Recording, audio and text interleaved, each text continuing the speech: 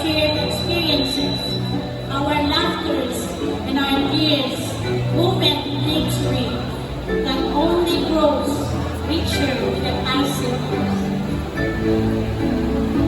Sadly, as we watch our photos and listen to familiar lyrics, we must acknowledge that some of our classmates are no longer with us. A sad reminder of fragility of life.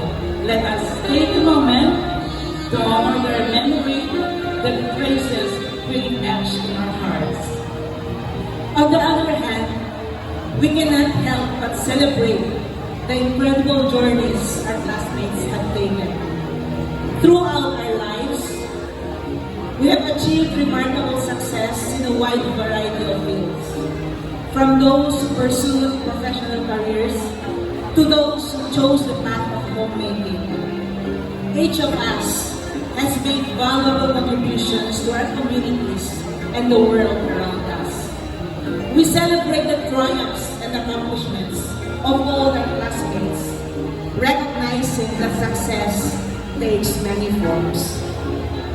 May this day be a testament to the strength and resilience of our class.